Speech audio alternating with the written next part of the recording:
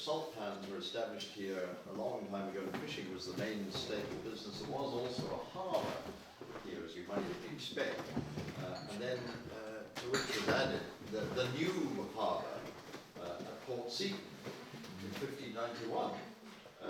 This house was built by Robert Seaton, the first Earl of Winton, about 1600, as an estate residence to oversee the affairs of the harbour and the local Seaton estate. And the old harbour of Cockenzie was also a private port for Lord Seaton, who later became the Earl of Winton. Now, unfortunately, the Seaton family picked the wrong side in the Jacobite uprising, and they were dispossessed of their estates by the Hanoverians. And a Cockenzie house was bought eventually by the Cadell family, whose descendants then owned the house for nearly 200 years. And it was one of those Cadells, Robert, who was born in this house in 1788, who brought us here today. And he was the publisher who picked up the pieces after Sir Walter Scott's bankruptcy, with a mutually agreeable arrangement from which both benefited. Now, we have with us today, I'm delighted to welcome three distinguished gentlemen who know a great deal more about all this than I do. I'm going to start by asking Roddy Martine, a distant relative of the Cadell family and a patron of this house, to just set the scene and to introduce Bryan and Jim, who will tell you a great deal more about Sir Walter Scott, Robert Cadell, and their association. Roddy. Well, welcome to this lovely house. My association is rather tenuous in a sense, in that one of my ancestors, John Martine, was a farmer in Haddington, and one night his wife had died the year before, and he was coming back on a February night, and it was raining, and he must have had a drink, I suspect. He fell off his horse and he drowned, and he left 4 children under the age of 11, and this year was 1736.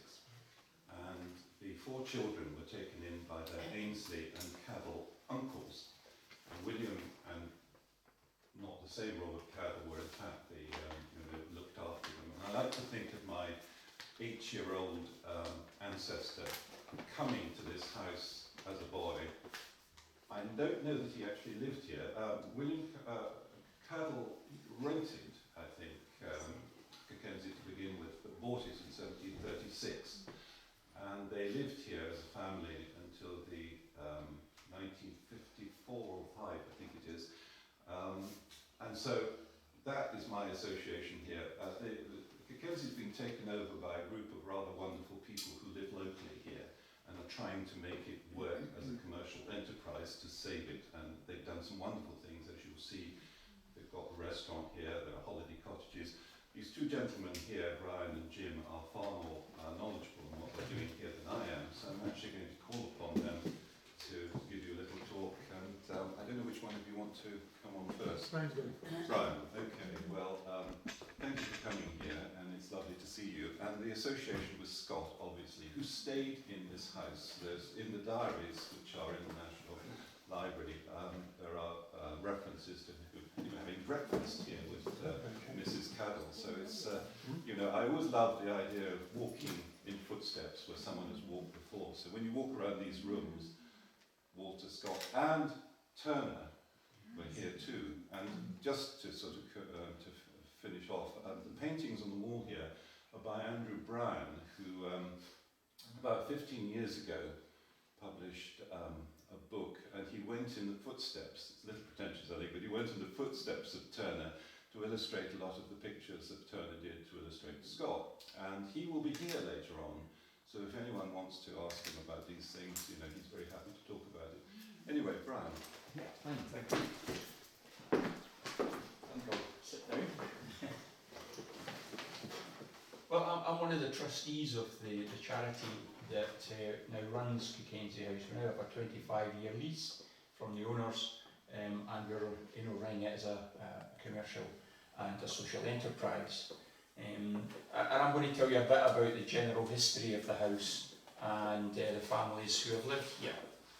Normally this would be Sheila, who's a historian, but she can't make it today, so I'm a poor stand-in, I'm afraid. Hence the fact that I need notes. So please feel free to ask questions as we go along, or contradict me or tell me I'm wrong. I'll be quite quite happy to take those comments as we progress. Well, basically, the land here was originally part of the Seaton family holdings, and the main residence was Seaton Palace, which was just a stone's throw away from here. It was one of the grandest houses in Scotland, certainly in the 17th century. It was a favourite haunt of various Scottish kings, Mary Queen of Scots included. She certainly went there, I think, on her honeymoon with Darnley, her first night. She also went there with Bothwell on her last night with him. So she's had connections, and of course the main road to London went right past the door. So anybody who was going to London, be it the king or anybody, had to go past their house on the way south. James VI, I think, we certainly had a stop over there to go to, I think it was a wedding, I think, on his way south to become King of the United Kingdom. He stopped there on his first night. But unfortunately, as Roddy said, the Seatons were Jacobites. So come the 1715 rebellion, they lost all their land, lost everything in fact, which was a bit harsh because some of them were treated quite as badly as that, but they lost everything. And their holdings and the holdings of other Jacobites who's lost their lands in Scotland were taken over by a company called the York Building Company. They were a London-based organisation that were set up, as I say, to take and make money out of the land that they had got. I don't think they were very good at it because it didn't last very long, and they appointed various managers to look after the various holdings in the industry that they had, and one of them was William Cadell, who was from Haddington, and that was their first connection with this area. Here, as Roddy mentioned, the house was what we call a manager's house, and basically it was a member of the family lived here to look after their industrial interests. The bit of the building that runs at right angles to this towards the sea, which is called the barn, or the Hanseatic barn, which is probably medieval in origin, that was industrial. It was basically an open space, and it was like, the equivalent of a whiskey bond today. The produce was kept in there and secure and under the eye of the manager who lived in the house here. Salt was very important, and because we were by the sea, we had coal, salt could be manufactured, and that was exported all over Europe at the time. And salt was very important in those days because basically you couldn't survive the winter without it, because you had to salt your meat and your fish, etc., to have food during the winter, so it was very important and very valuable. So hence the fact that this place was built originally. Looking around the building or the walls, you can see various parts of that industry still here. The various remains of the salt pans and buildings that were part of the salt industry. But if you look around the wall, it's got clinker on top, and that is actually a byproduct of the salt industry. The coal that they used, which came from Trinent, was very poor quality. So when they burnt it, they were left with all this clinker, and rather than just throw it away, they used it to build the walls around it. And that is a unique feature of this area, is that clinker type wall, which unfortunately from our point of view is very hard to replace, because where can you get that slag nowadays? You just can't. That's one of the problems at the moment. So as I say, the Cadells were from Haddington, and they were burgesses in that town, William Cadell, and he married a glazier's daughter, who was his boss, so he got a foot up the ladder, if you like, and that family continued their industrial interests right through the 18th century into the 19th century. They were very much at the forefront of the Industrial Revolution. The Carron Iron Works in Falkirk was co-founded by William Cadell, and you know how important that was to the Industrial Revolution and to Napoleonic Wars and that type of thing. So they were at the forefront of that. They also had interests in coal and printing and paper making. They had mills at Cramond. If you walk up the river at Cramond, you see the remains of various mills.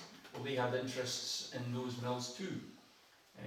So that's where their wealth came from. I don't think much of their wealth went down to the people they employed, but that was typically in those days. The people who they employed both in the coal and the salt industry, were very, very poor people. But I think things moved on. The Cadells in the 19th century, they moved. One of them, Francis Cadell, went to Australia, and he founded the trade on the Murray River. He took men from Cockenzie with him, who obviously were used to the sea, and that was a problem in that area. They had a huge sandbar across the mouth of the river, which proved impossible for trade to venture up the Murray River, which was important because that's where a lot of communities were at that time. This is about the 1830s, 1840s. So he and his men found a way that they could get over this bar into the river itself, and they actually used an early form of a steam engine mounted on a barge to navigate this river. And they had, well, certainly Francis Cadell had learnt a lot about the steam engine when he was in Scotland, and he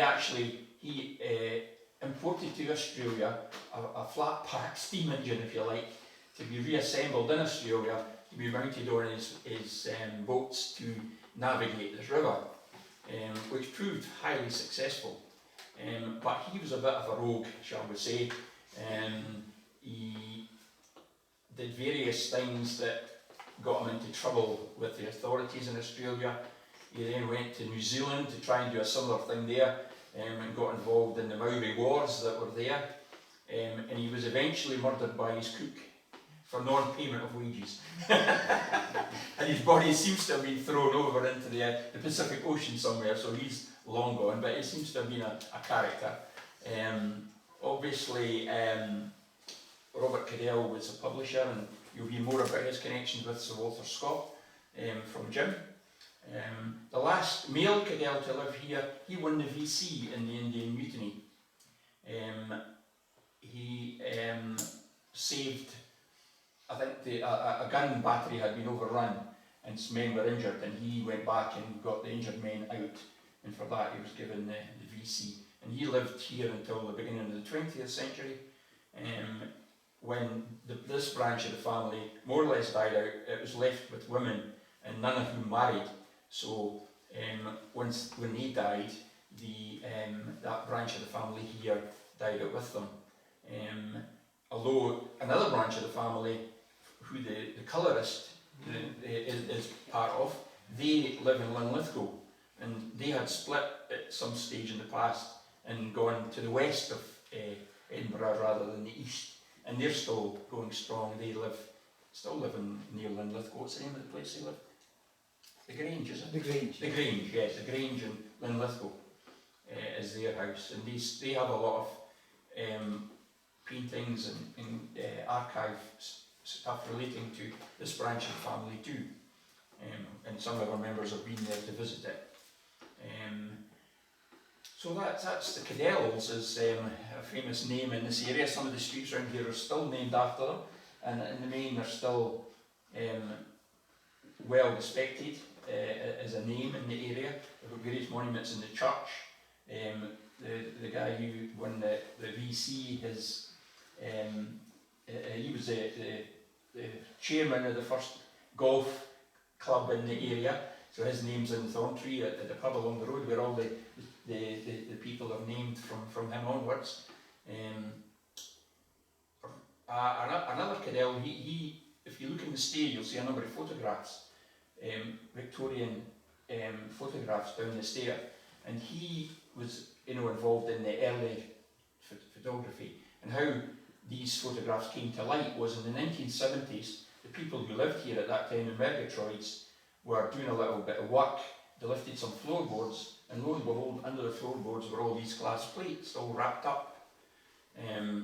They didn't know what they were, or why they had been put under the floor. Nobody does. Seems very strange.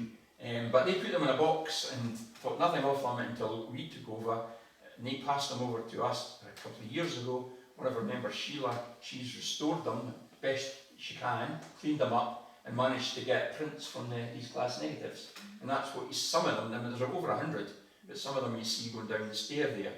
And a lot of them are of the family, the Cadells who lived here, all photographed outside. If you look at it in the garden there, there's what's called the Hekla Grotto, which is a shell grotto, built about 1800 we think, with stone that came from Iceland. There's a volcano in Iceland called Hekla. Karen, who's around, went to visit this year and brought back some of the stone that's there, that's the same as what we have in the grotto. And we reckon that came back as ballast, because there was trade between here and Iceland. We took coal over there and they brought back this stuff which they used partly to build the grotto. So they were obviously very proud of it, because you can see them, they're all sitting outside it, but they're all very stern because they had to sit there for ages and not move, and they probably didn't know what a photograph was because it was in the 1850s, very early, so that's why they all look very stern, but you know, they're important photographs. And one of the photographs shows a very early steamship. It's called Tullyallan Castle, which is built in the 1830s or late 1820s, very, very early as a steamship, as a ferry to run between across the Forth at Kincardine, long before the bridge was built. And then eventually, when that stopped, it became a sort of workhorse of industry taking coal around the Forth. So it's probably the earliest photograph there is of a paddle steamer. So that's a very important picture. So have a look at them as you go around. You'll see a picture looking down from just slightly along from the house, looking at the garden in the 1850s, and you can see how it's changed. The grotto is still there, but it was divided up into sections of garden by big beech hedges, which are no longer there. But it's very interesting to compare today with, you know, that picture of the 1850s. Into the 20th century, the house has had a harder time, let's say. It's had various purposes over the years. It's been, during the war, it was a place for kids being evacuated to. It was a school as well at various times. In the beginning of the 20th century, a very interesting character lived here called Everard M. Thurn, Sir Everard M. Thurn, fantastic name. And he died here about 1930, I think it was, and he was a plant hunter, he was an explorer, he was a diplomat, and they reckon he was a spy. And he did a lot of his work on plant hunting in South America, and he brought a lot of orchids into cultivation into Europe. And at that time there was a range of conservatories across the front of the building, and that's where he kept all his orchids.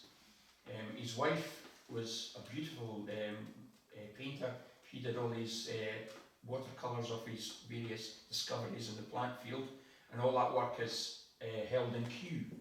And we hope to have an exhibition of that work here sometime in the future, if you are very interested in the connection. He also was the first man to climb in Venezuela. There's these huge mountains with a flat top, like plateau at the top. He was one of the first men to go up there. He was looking for various rare plants, etc. And when he came back to Britain, he gave a talk at the British Geological Society in London about his expedition and his discoveries. And I reckon Sir Arthur Conan Doyle was in the audience, and he based his story, The Lost World, on his exploits. So there's a literary connection there too. The latter history of the house, it was a nursing home which went out of business about 10 years ago.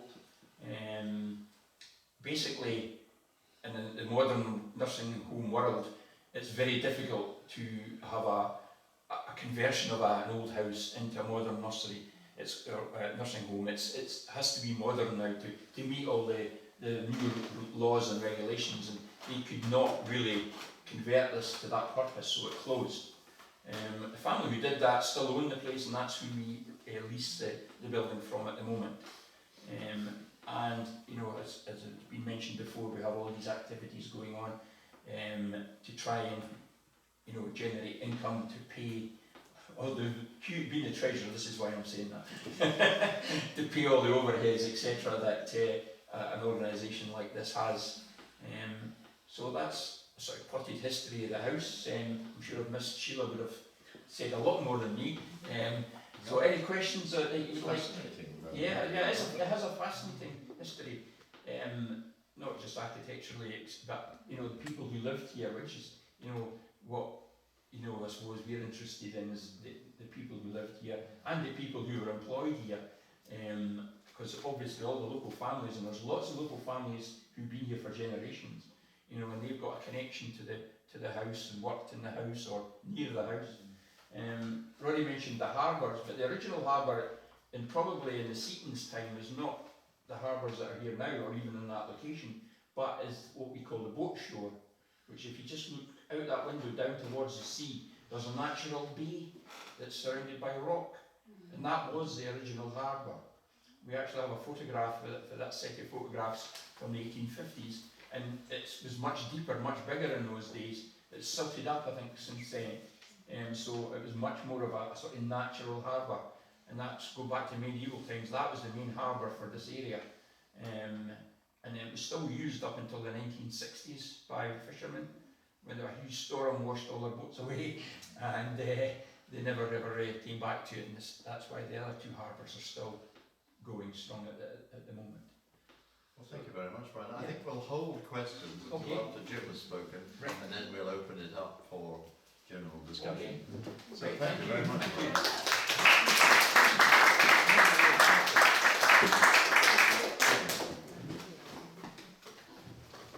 Thank you. Well, sitting here talking to the Walter Scott Society about Sir Walter Scott, you know, the words that come to mind are Grady, Eggs and Suck, or Newcastle and Coals. So what I'd like to do is engage with you, tell you what little we know about Sir Walter's connection with Cockenzie and the surrounding area, and find out what you can tell us from your knowledge of Sir Walter's connections. But in 1973, France declared war on Great Britain. And all the bright young things who used to go and do the grand tour on the continent had moved elsewhere for their pleasures. And gradually travel books began to be printed, telling them where they could go in the United Kingdom. And Scotland being so remote was particularly attractive. Lots of travel books were printed about Scotland. And a certain young author named Walter Scott saw, there's money to be made here. In fact, we could just write some fiction and base it around these beautiful places in Scotland. This would attract people, and it would also make some money for me. And in fact, it worked. But gradually, people wanted more than just stories on paper. They wanted to have illustrations. And one of the first illustrators of Sir Walter Scott's novels was, of course, Turner. And Robert Cadell, whom Bryan has told you a bit about, was instrumental in getting Turner involved in the illustrations for Scott's books. Now, if we go back a little bit, as you know, Sir Walter Scott had a little local difficulty with finances and had to be bailed out. Round about the same time, Robert Cadell was a partner in a publishing company called Constables, which also had financial difficulties and went bankrupt, and had to be bailed out by Hugh Francis Cadell, one of his brothers. And following that, Hugh Francis Cadell, Scott and Robert Cadell set up a publishing company.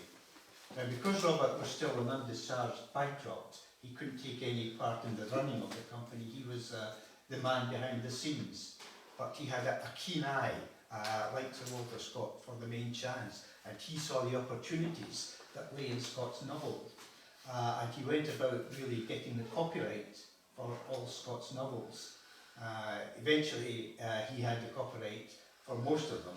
Latterly, Sir Walter Scott trusted him so much that he made over the copyright of the novels to Robert Cadell, and he published the novels in sort of magnum form, what we call a compendium. And there it went. Robert Cadell became very successful, and after Scott's death, as you probably know, there was a number of committees set up to decide how best to commemorate him, and Robert Cadell was one of the many people on one of the many committees who were charged with deciding how best to commemorate Sir Walter Scott.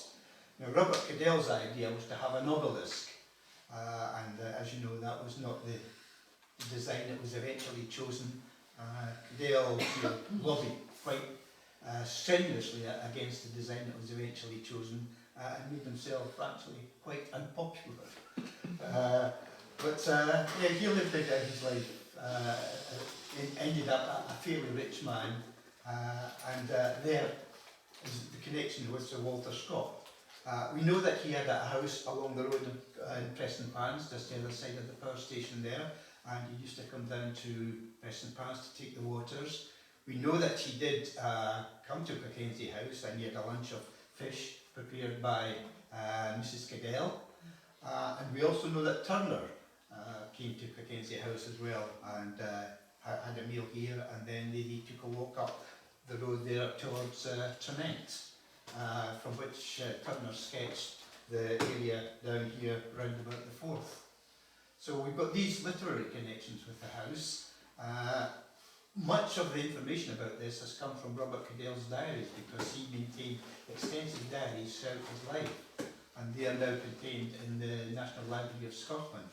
And we have a plan, ourselves and Roddy, to go and investigate these diaries and find out a bit more about Robert Cadell, about the literary connections with Cockenzie House. So that's Scott's connection with Cockenzie House. I just wondered if any of you had any further information you could give us about the great man's links with Cockenzie House. So there you are, ladies and gentlemen. There is your challenge. Are you acquainted with? I wasn't sure. I must admit I hadn't researched this beforehand, and I didn't know whether Robert Cadell lived here or somewhere else. But he built a house nearby. Did he?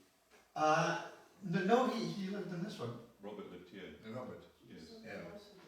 Oh, it was the publisher. The publisher lived here. Yes. Yes. The other branch of the family are Oh, was located he? through Was he an eldest brother? Had he inherited this, or did? Who did Robert inherit from? William. William. So he owned property. Yes. Oh yeah, yes. Yes. William Cadell bought this house in 1736, and of course that's obviously a few generations back. The Cadells had lived here more or less up until 1955, I think it is. So when Robert became bankrupt for a while, then presumably the house was under threat. Yeah, well, his brother Hugh Francis. I Yeah. see. I didn't know that. They said that Cadell, when he went into Edinburgh to do his business, you could time correct you at the time on your watch by. Yeah, but that's a story, yes. Yes. The only last thing I say is the diaries. They sound very enticing, but they're in the most terrible little tiny scribble. Yes, so Some of you might remember Sylvia Stevenson. She was quite a force in the land. She died a few years back. Somehow the diaries passed into her ownership. I think her mother was a Cadell, and anyway she gifted them to the National Libraries of Scotland.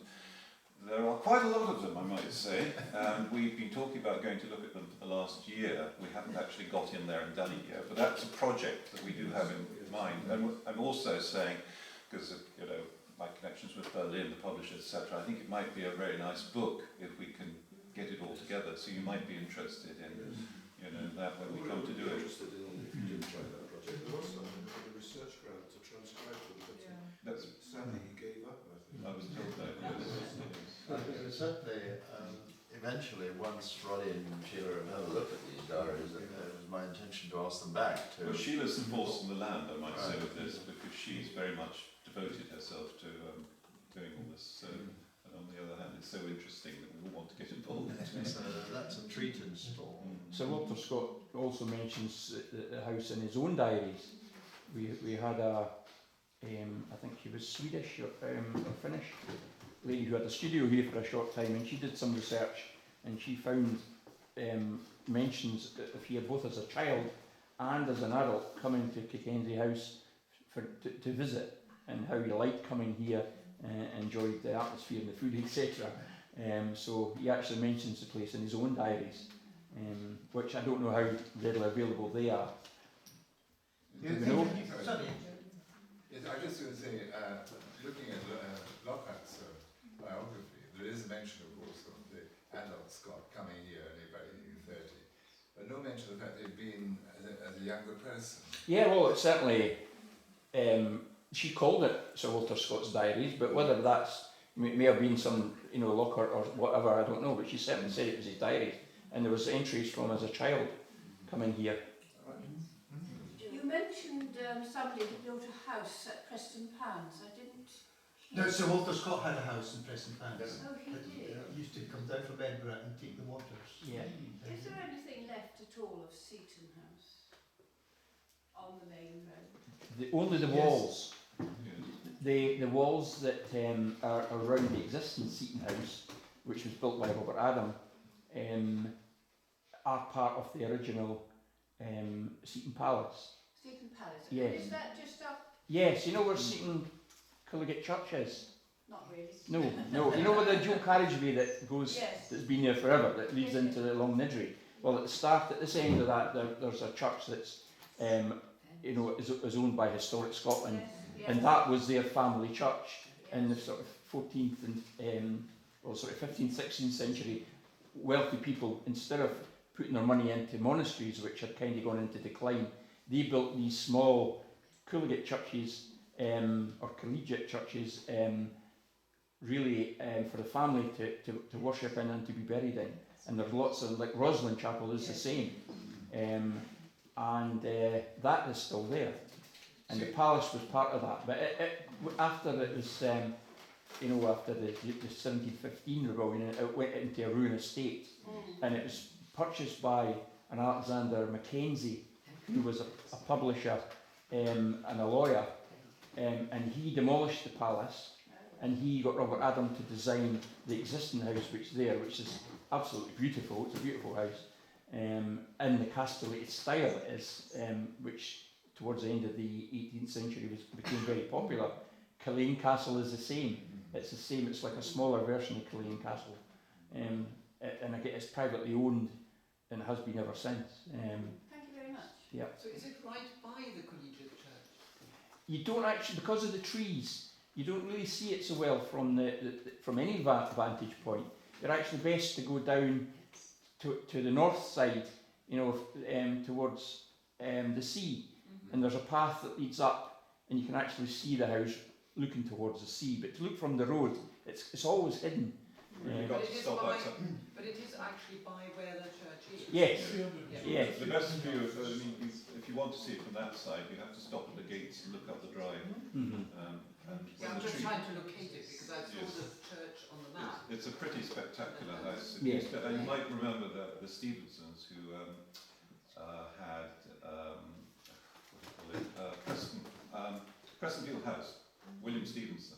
He rented it. It was part of the Weems Estates at one point, and he rented it until about 20 years ago, I think. And then it's I think it's an IT tycoon or something. Yes. Yeah. It was purchased about 2 years ago. Needed a lot of money spent in it, because when I used to go there in the 70s and 60s, it was fairly chaotic and rather run down. But it's the most beautiful house. Yeah. Beautiful house. Lovely story actually of when James VI was doing his great processions south.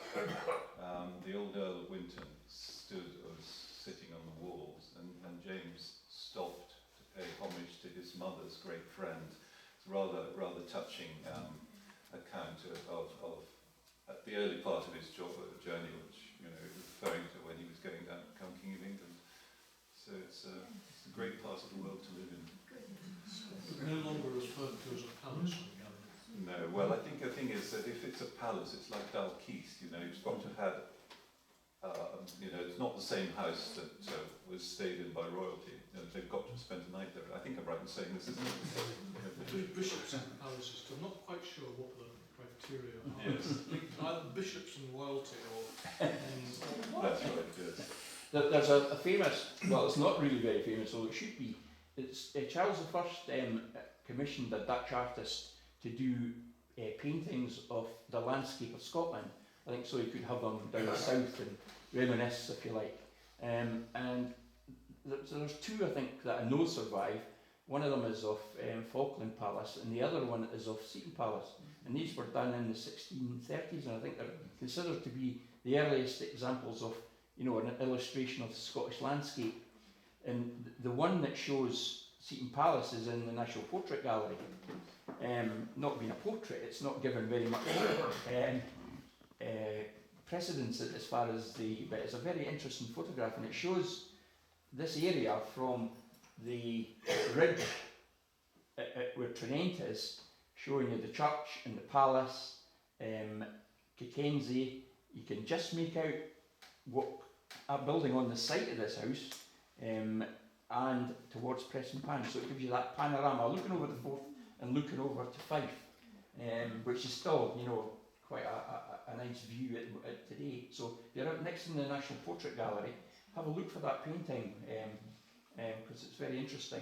And I reckon I think there was 6 paintings commissioned, and I'm not sure if the other 4 still exist. I've certainly not been able to find any reference to them, or even what they were of. But they're very interesting. Who was the painter? I knew somebody would ask that. And it's some complicated Dutch name that I can't remember. Something right. Yeah, something like that, yes. Yeah. But he was obviously a well-known painter in his day for Charles I to commission. He was a great connoisseur of the arts, to commission him to do the landscapes. Do any of you know much about the Turner Scott connection? Turner is illustrator. I asked because our historian Sheila on the internet discovered a book it's published in America, called Landscapes of Memory. Yes. Turner as illustrator to Scott, by someone called Gerald Finley, and she actually had it sent over from America. So Andrew Bryan is going to be here later on, and actually when he was doing these paintings, went to the Tate Gallery and went through all of Turner's original sketches, and as a result of that, you know, this is what led to this. But he can probably tell you a lot about this if you're interested. I'm told he's coming down here after 1 o'clock. So He illustrated a publication called Provincial Antiquities of Scotland. That's right. They had in there. But the big connection was the poetical works of Scott. Yes. The illustrations which were then in books in the form of engravings. But Scott originally was unenthusiastic about Turner, I believe. Yes, he Yeah. was convinced of the value of illustrations in books, but they were very much part and parcel of the publications of the time. And he also did some illustrations of Scott's novels at a later point after Scott's death. So there were a lot of connections. But when he came doing the poetical works illustrations, he was escorted by Scott to various places such as Newark Castle. Scott was there watching him and advising him, even though he was pretty Keeping him right. Yes. Has Andrew Brown sort of confined his paintings to his association with Scott in this house? I mean, obviously, Turner painted elsewhere. well, actually, on the piano, I think is a book that Bill Williamson, I think, published of all of Andrew's original paintings, and he followed Scott all over. You know, I mean, I think that's Newark Castle there, isn't it? But I mean, these paintings are part. You know, I can't remember. There's about Very like it, yes. There's about 20 here. It's very, very Turneresque and lots of colour and slightly out of focus. But no, I think Andrew did about 40 paintings altogether, and they're all, I think, in that book on the piano. If you know you're interested. And Turner did a sketch of Sir Walter Scott's house in Prestonpans, which I don't know if we've seen. We do have an illustration of it somewhere. Well, it's in that book. It's in that book, is it? Yeah. There is a picture There is a apparently picture of him in a coach with Cadell. I think it's a drawing rather than a painting, but I think that is in the Tate, because Andrew again could tell you about it because opportunity, and I think Sheila came across it somewhere, but I'm not sure it's in the book, is it? I don't think that was a No, but it just sort of puts them together, put it that way, just along the road. And I think I'm right in saying one of the streets in Preston Pans on the seaside is named Sir Walter Scott Penned, I think. something like And that. there's a plaque on the wall that tells you, you know, that his house used to be there and he used to come and visit or stay in it every so often. Did he rent that house or buy it? I don't know, I really don't know. Yes. Of course, he was very involved in the area because of the Battle of Trinent, which we were talking about earlier, which was a sort of little skirmish along the road. I think Walter Scott defended two of the people who were taken prisoner, who were arrested for, you know, violence, whatever. And I think he got them off. That was as a young advocate. You know, And of course he used the Battle of Preston Pans in Weymouth. Yes.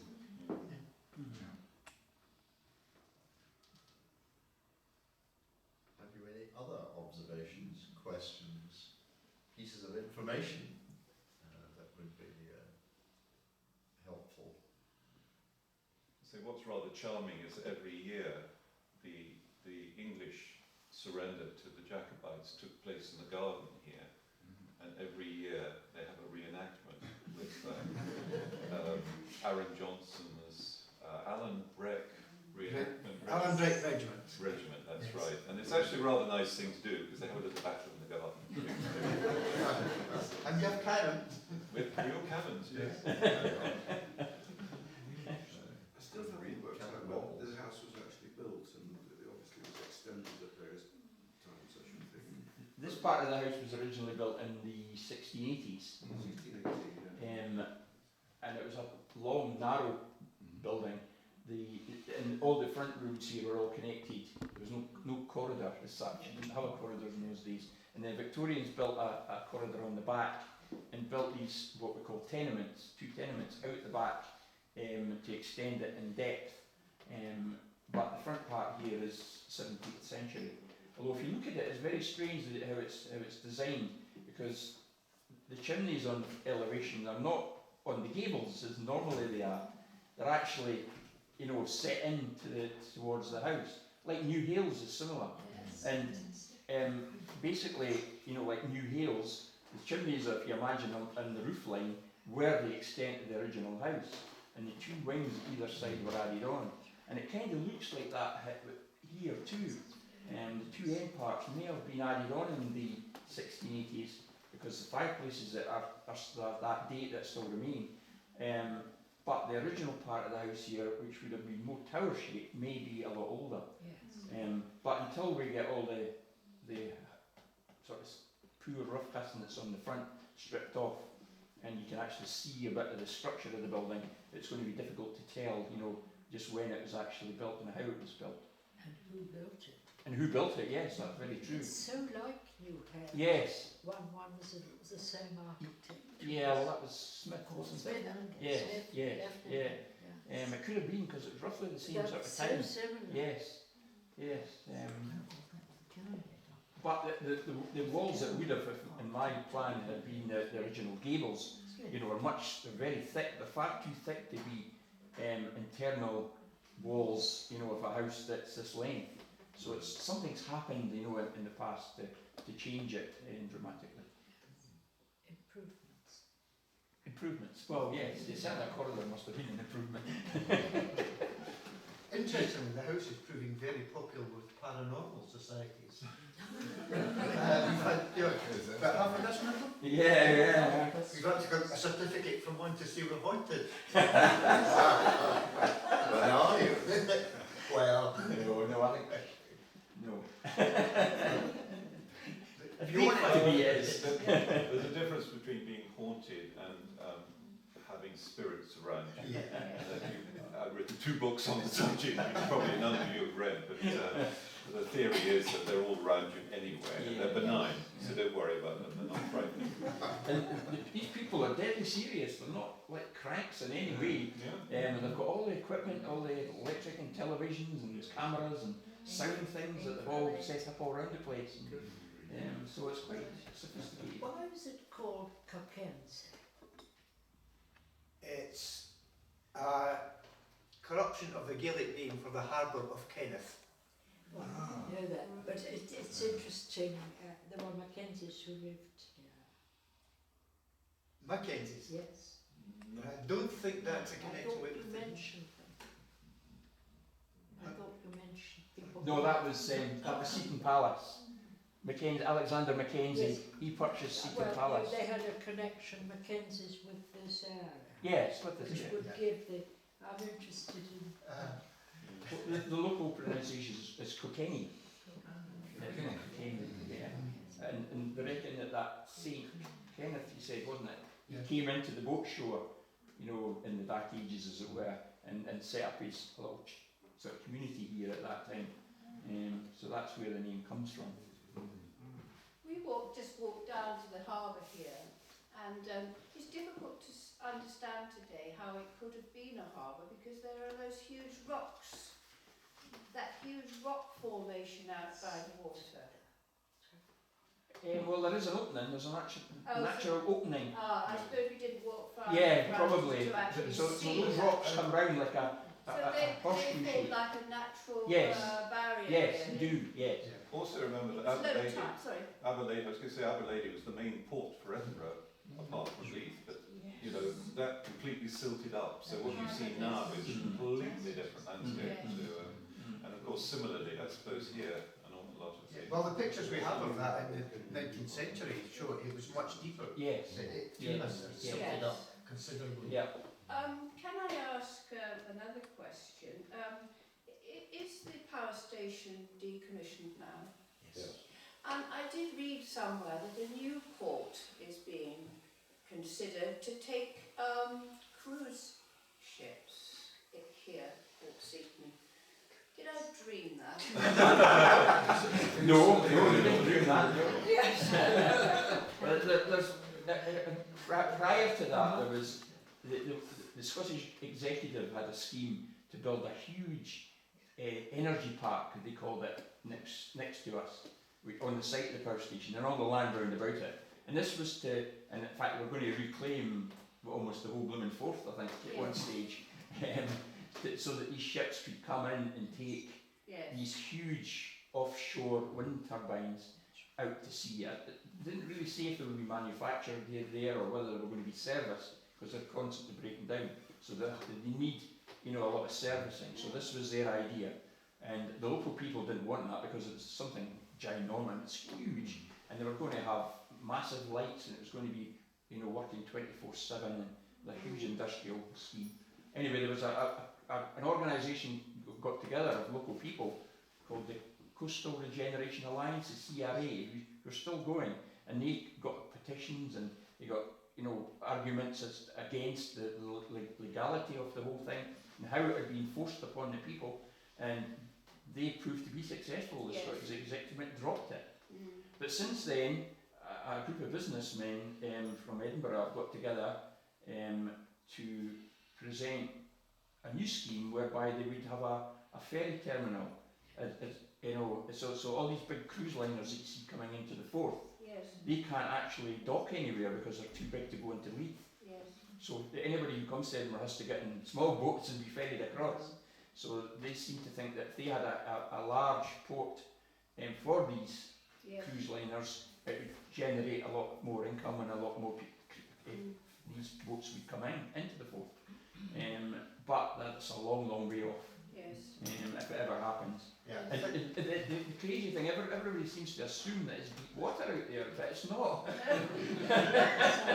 That's why all the ships are over in Fife, because that's where the deep water is. So any channel that comes here has to be dug out to sea, and that's what happens at Leith. There's a channel into Leith, and it has to constantly be kept clear because it's forever been silted up. So I think there's a lot of talking, a lot of designing, and a lot of argument to go on before anything happens. Answered my question very well. Don't buy any shares in the company. And you obviously didn't come past the power station to here, No. because you would see that it's long decommissioned because it's virtually a skeleton. You can see through it. You can No, see we through it. didn't come down that way. And the chimneys are being demolished on the 26th of September. I always think of it as one of the bookends for Lothians. You have the Cockenzie there and you have Torness down the other. Yes. No, I think it's going to be rather. to me, there's a sort of artistic value in that. They're quite iconic in a way. It's going to be quite I think rather sad when they come Well, back. there is an irony, because for 40 years people have said, oh, they're an eyesore. Yes. Now that they're going to be pulled down, people say, oh, they're a landmark. I would just inquire, you've told us that the tower's been dropped. What's going to happen to the site? And how are they going to demolish the rest of the power station within the foreseeable future? Well, I've now been to various meetings with the people who are demolishing it and Scottish Power, and they said that the power station, that although the chimneys are coming down, the shell of the power station was remaining. They're not demolishing that. But nobody had in their mind that they were going to take all the cladding off and leave it just as a steel frame, which is going to be a real eyesore. They do have permission to build a gas power station there on that site, but the economics of that at the moment favour that to happen down south. The connection fee to the grid or something is very expensive here in comparison to down south, which is where the power is needed. I mean, we don't need any power, we've got plenty. It looks as though the gas power station might never happen. Richard DeMarco thinks it should be an art gallery. Yeah, well, he's obviously not seen the power station recently. Anything that happens here is going to have to be a new build. But Richard DeMarco put an art gallery into a farmer's shed. Yes, absolutely, and a very successful one, but he never paid any rent. I think Johnny Watson sort of got a bit after 2 or 3 years. But I gather that the Pompidou Centre in France have offered him an exhibition space there, and the French government's going to pay for it. So you've got to hand it to him. And he's the first, bear in mind, he's the first British citizen of Europe. He was made a citizen of Europe, when was it, about 6 months ago? Good. Yes, so that's quite a distinction, I think. Don't all form a queue. Never complain. Have you any more questions or observations for Roddy or Bryan or Jim? No, in that case, may I thank you all for opening up a fascinating page in the Walter Scott life that I think not many of us would have been much aware of. No. And certainly seeing it in this setting makes it come alive, knowing that Scott had trodden these boards. So I'm most grateful to you all. And as I said, when Roddy and Sheila have had a chance to look at the diaries in the National Gallery, I would very much like them to come to the club and tell us what they find within them. You'll come back and see it, surely. Well, I would love to, wouldn't you? Well, I think it'd be fair to say that if you haven't already, once you've had lunch downstairs, you will want to return, even if it's only for the lunch, because the restaurant is superb. Now, Roddy had very sensibly suggested that we might take a group photograph at the front door to commemorate the visit, which is useful both to the club and also to Cockenzie House.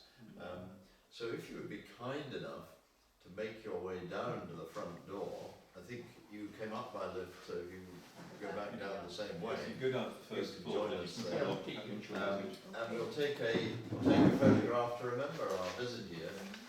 And then after that, you will be free to go to Falco's restaurant for lunch, or if you brought your own sandwiches, to sit in the garden and enjoy them.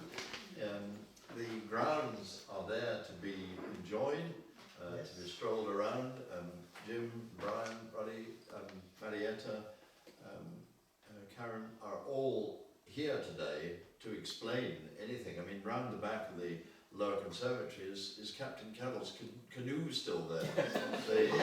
the canoe that he used on the Murray River.